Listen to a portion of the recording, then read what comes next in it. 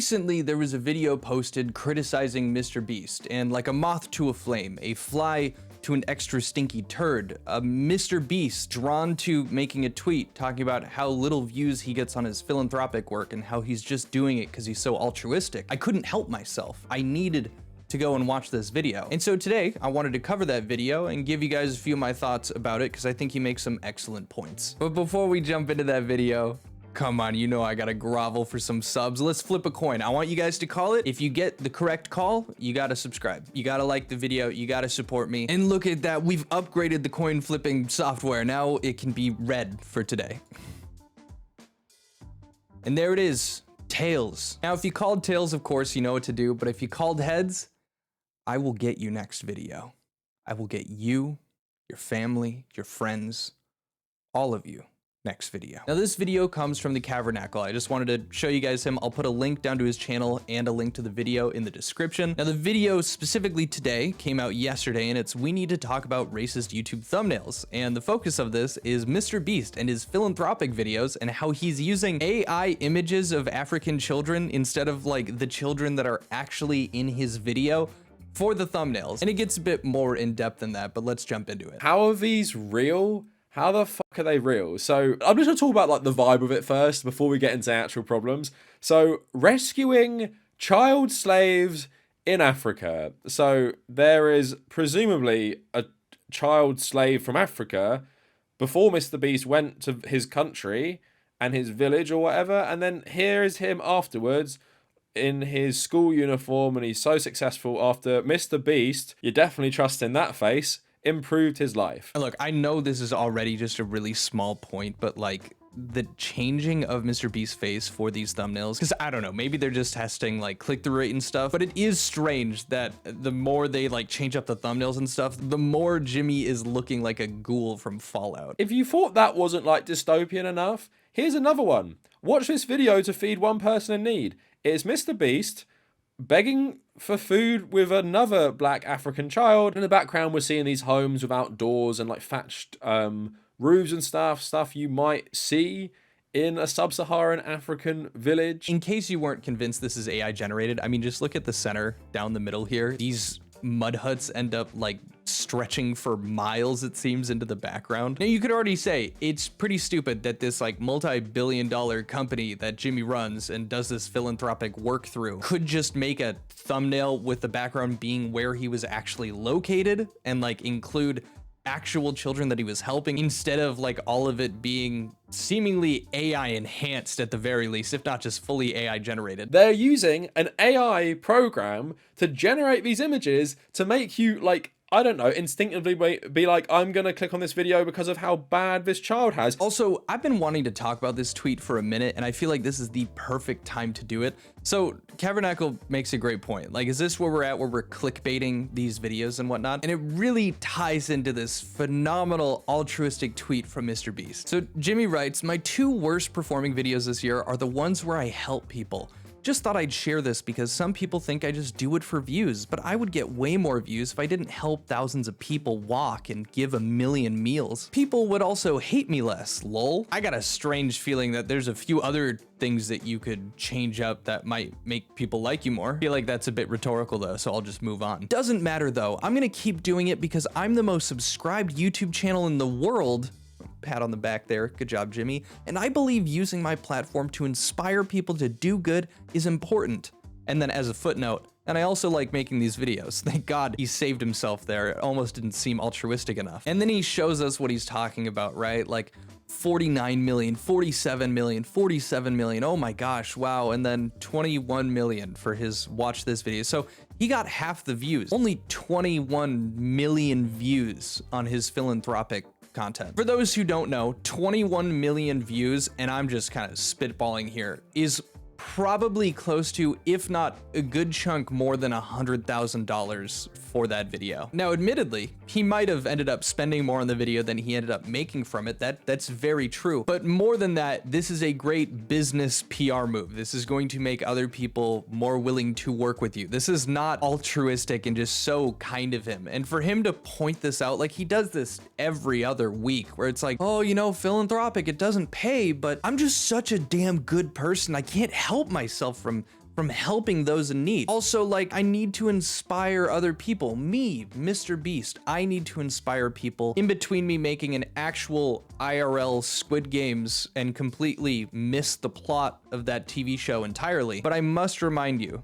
I also like making these videos. Sorry for the side rant. It was just such a dumb tweet. I was gonna include it in a previous video and I just couldn't find a way to slot it in. So I'm happy I got to talk about it here, but let's get back to the video. But it does get worse because Cavernacle points out that the images of like these mud huts in the background aren't even shown in the video. Like he isn't even in an area where these mud huts are. Like the people in his video aren't living in these. This thumbnail here is clickbait in my opinion because that is not the vibe of the video. You're not seeing desperate poverty with children begging for food. That's not the vibe of the video. And also I want to show you as well, see these like thatched houses, you would maybe call them mud hut. If you go into the video, there aren't these houses. These are the houses you see. They're like they're brick houses with windows and doors and stuff. Like, so again, whoever's the fuck has made his thumbnails, which he's signed off on, has prompted into some sort of AI software, African village, African child. And like, look, it could almost be a bit more understandable if it was like something close.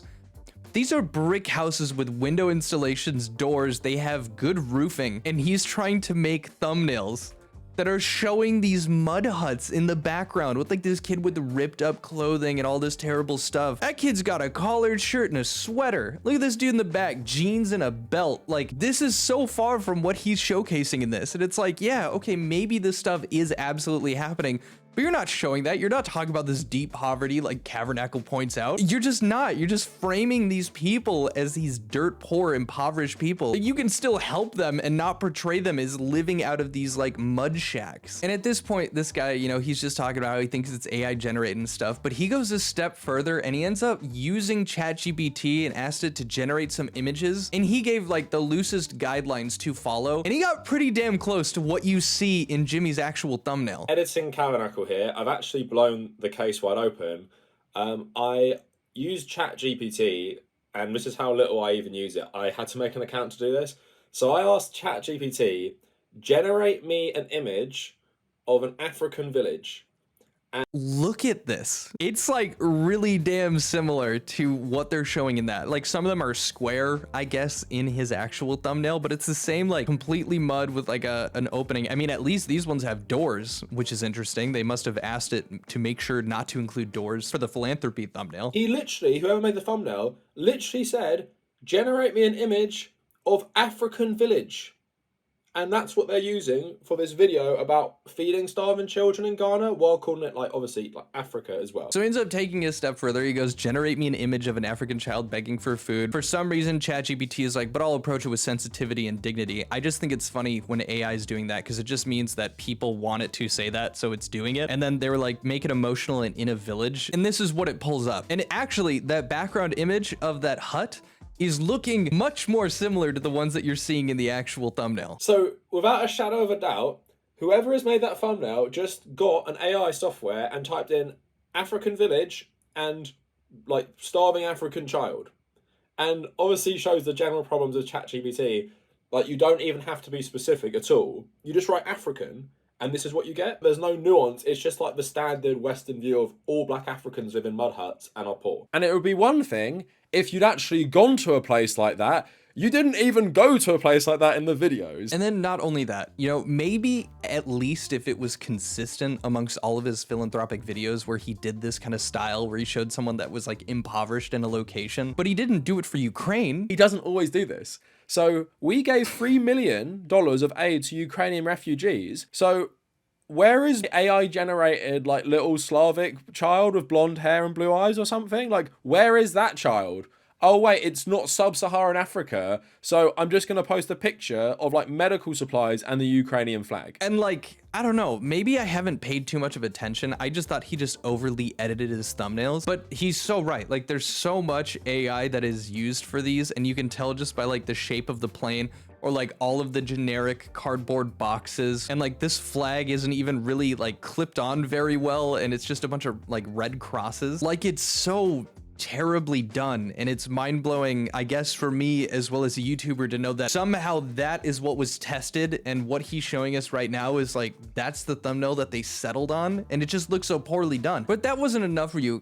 Cavernacle also points out that in that video of like the starving kids in Africa, he also ends up doing work in the United States, I think in Philadelphia, and he partners with DoorDash, which is already questionable, and you'll see why in a sec. DoorDash, like you talk about like the gig economy and stuff like that, like MrBeast just serves to whitewash the reputations of terrible companies and terrible people, at the same time thinking people can't see through his own propaganda campaign of, I am gonna go do charity work in Africa. Please forget all the terrible shit I do to people.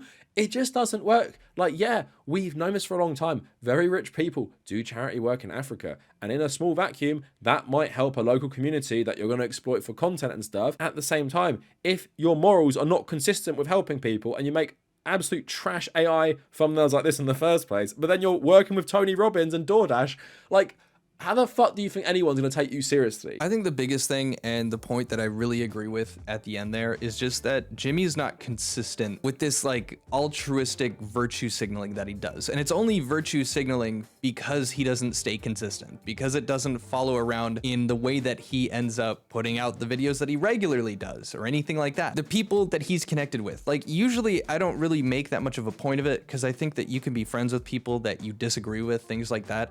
But I feel like there's a huge difference between that versus like being connected to and being a business partner with the likes of Logan Paul, who made CryptoZoo. And I don't really need to get into that entire mess. All I have to say is that he scammed people out of millions and millions of dollars. I don't know where you get off doing philanthropic work and showcasing this and then collabing with like Tony Robbins, known investor scammer, and Logan Paul and doing all that. Now he starts going into how people use like AI to create like racist content with like racist thumbnails, and that's one of his other big topics that he talks about in the video. I don't necessarily think that people are just doing that to be blatantly racist. I think some people just find that really funny and enjoy trying to shock people and drum up engagement. Yeah, there's for sure racist people that use it for terrible things. I'm not, you know, gonna say that that doesn't ever happen, but I just much more agree and had much more to talk about in terms of what he was showcasing with MrBeast specifically, because that's definitely a big part of my shtick here on the Quinthio channel. But that's it for the video today. I highly recommend you check out the Cavernacle's channel. The dude is very well spoken, and I feel like he made some really good points, some of which you might agree with more than I did with the gentleman. But yeah, again, links down in the description for his channel and this video, and I'll see you guys on Friday. I'll see you guys later. Adios, peace, bye.